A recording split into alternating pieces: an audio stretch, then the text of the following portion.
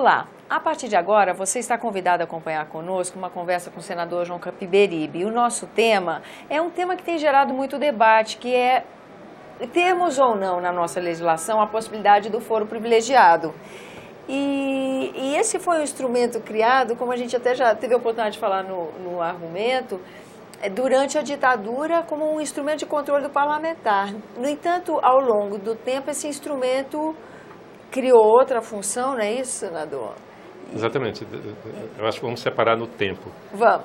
Antes de 69, não era necessário nenhum tipo de proteção, porque ninguém investigava ninguém. Não havia investigação em relação a crimes de parlamentar, a não ser quando foi mesmo crime de homicídio, né, o crime comum, o parlamentar não respondia por isso, né? A partir de 69, aí então eles criaram uma proteção, porque era a ditadura, então havia um certo receio de que, por emissão de opiniões, eles pudessem sofrer represálias. Então, o parlamentar criou um sistema de proteção, mas com o tempo eles foram agregando mais e mais proteção e que terminou virando impunidade, porque com o foro privilegiado, que é uma coisa típica do Brasil. Aliás, o Brasil dá um jeitinho para tudo, inclusive para não responder pelos crimes praticados quando alguém tem um cargo eletivo, né? Porque o foro privilegiado inicialmente era para senadores e deputados e ministros, né? Depois foi para governador, para deputado estadual, para vereador, para prefeito, e foi ampliando. Hoje tem 20 e tantas mil pessoas que têm foro privilegiado. Além do foro privilegiado, tem a prisão especial, né? Porque a prisão especial, você vê o seguinte, a elite, dificilmente alguém da elite era preso, né?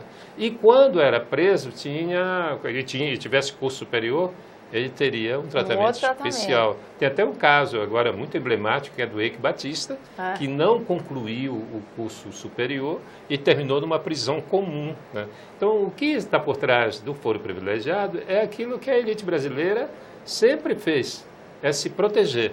Quando ela não se protege, é raro ela não se proteger, ela se previne votando leis, não é, para se proteger, ou prevendo o que vai acontecer.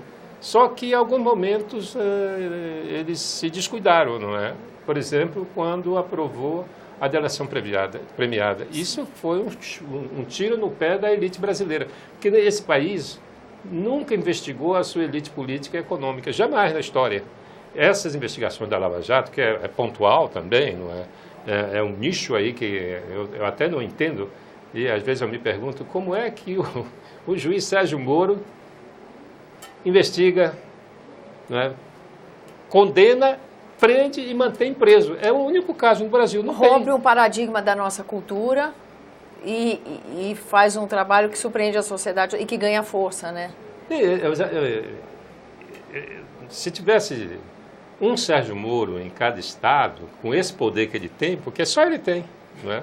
Não tem nenhum outro juiz no Brasil que consiga fazer o que ele está fazendo. Mas, né, no Rio de Janeiro agora um braço da Lava Jato também começa a atuar, mas ainda é consequência da Lava Jato, da força-tarefa que reúne o Ministério Público Federal, não é, com grupos de investigadores e que está se estendendo. Agora, isso teria que se estender para todos os estados, não é? Aí sim, até porque o sistema judicial brasileiro é no Império, vem do Império, né? E só muito recentemente a gente está tendo essas informações sobre investigação, prisão de homens importantes da política e os magnatas da economia, não é? Não é pouco o que está acontecendo no Brasil. A questão que eu me coloco é, nós vamos continuar avançando ou isso vai sofrer uma paralisação?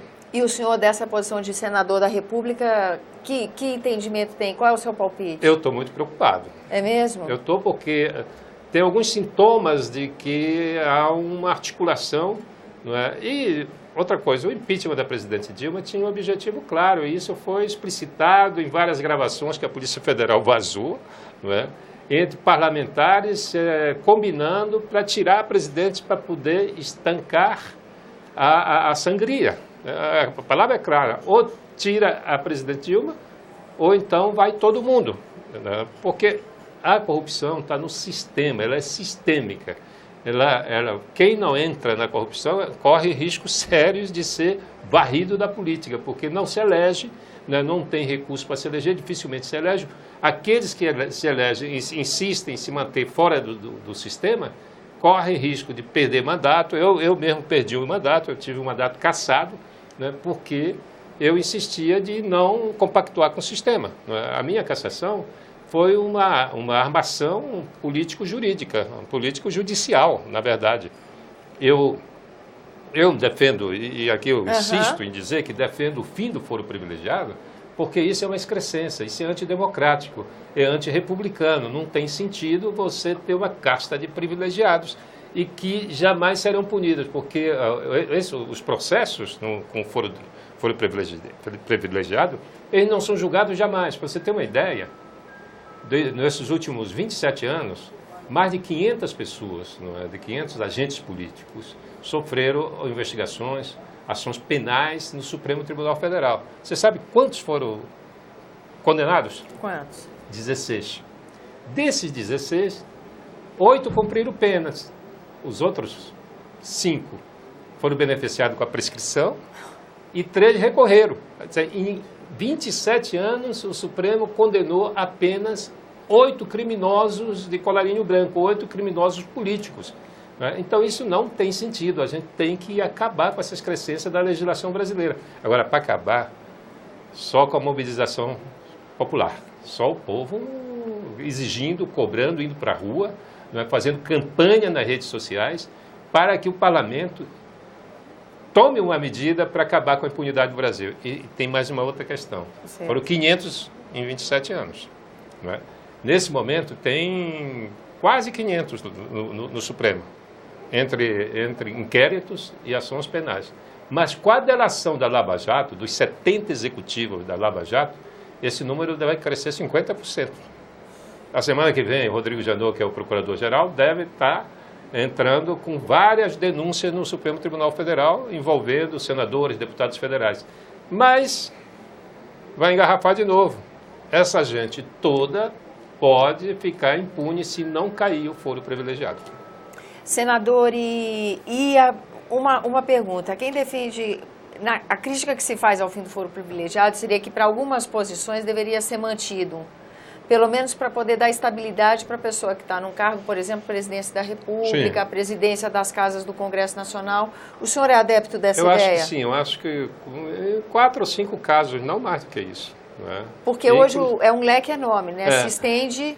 E também localizar um fórum local que ele possa responder. Se o presidente da República é Brasília, por exemplo, então todos o ministro o presidente do Supremo, os outros todos têm que ir para o juiz singular, não é? Porque assim, no mundo todo é assim. Nessa reflexão também sobre o foro privilegiado, em algum momento também o juiz Sérgio Moro ressaltou que, na verdade, essa não seria a vocação, a demanda que a Lava Jato está fazendo para o Supremo Tribunal Federal não corresponde ao que seria a vocação inicial dessa Suprema Corte.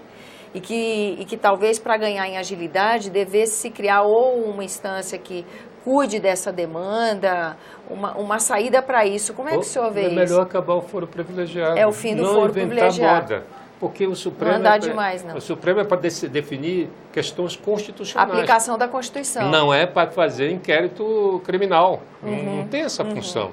Essa função é do juiz de primeira instância. Agora, que foi usurpada. Tanto é que o judiciário brasileiro... Teve um juiz que eu estava numa audiência e o juiz me falou, disse, olha, eu não condeno mais, porque eu vou condenar aqui, a minha sentença não é cumprida e vai ser reformada no tribunal. Porque os tribunais, né, reformam a maioria das sentenças, ou reduz pena, ou até anulam pena, enfim. Os colegiados no Brasil... eles terminam anulando a ação da justiça de primeira instância. É isso que o juiz, foi um juiz que estava me falando a mim. E ele me disse, não vou condenar. E ele contou a história. Não é? Um sujeito reincidente, não é? Reincidente em crime, e ele me assegurou, ele vai ficar impune. Não é? Porque a minha sentença, que se a sentença dele fosse igual à sentença do Sérgio Moro, condenou ele já está na cadeia e cumpre a pena, porque isso é o que tem que ser, porque é assim no mundo todo. Nos Estados Unidos, na França, na Alemanha, o juiz da primeira instância ele condena, o condenado é recolhido para cobrir a pena e ali ele recorre, não é? Ele recorre preso.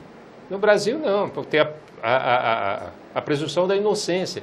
E com a presunção da inocência, quem tem bala na agulha, quem tem dinheiro, consegue pagar bancas de advogado, né, caríssimos, vai até o Supremo Tribunal Federal. Agora imagina, você sair do juiz de primeira instância, lá do Amapá, chegar ao Supremo Tribunal Federal, isso leva 20 anos. Né? Com certeza. Aí já prescreveu porque não julgou a ação. Esse é o problema. É o problema da impunidade no nosso país. Eu acho que a Lava Jato foi assim, né, revelou isso para todos nós, revelou. E a única coisa que eu não consigo me explicar é esse poder que o juiz Sérgio Moro tem e que todos os juízes do Brasil deveriam ter.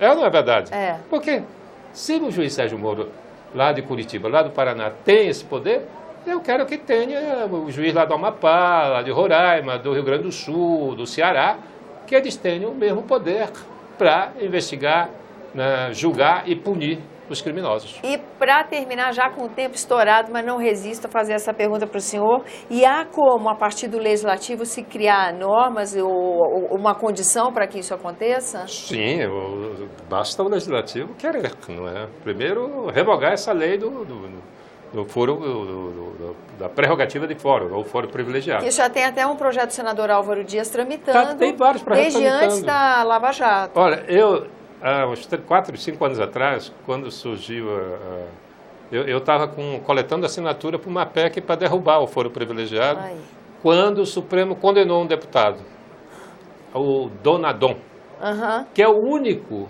esse deputado é de Rondônia, se eu não me engano. Acho que é. É o único cumprindo pena. É só isso, ele é o solitário, não é, criminoso. A exceção. A exceção, ele é o único que está cumprindo pena. Aí eu recuei, né? Porque imagina, se eu der a entrada naquele momento... A leitura é outra, né? Aí tu diz, não, porque puniram, o Supremo puniu pela primeira vez, não é? E mandou para a cadeia um deputado, e aí você já quer tirar o poder do Supremo para devolver para a primeira instância. Mas hoje está claro que o foro privilegiado é, na verdade, uma couraça de proteção de impunidade que precisa ser revogado. Senador, muito grata pela sua presença aqui no nosso programa. Eu agradeço você também pela atenção. Lembrando que você é o nosso convidado a fazer sugestões e críticas ao trabalho da TV Senado pelo 0800 61 2211, que é uma ligação gratuita. E que há ainda a possibilidade de você rever esse e outro dos nossos programas pelo link senado.leg.br/TV. Até a próxima.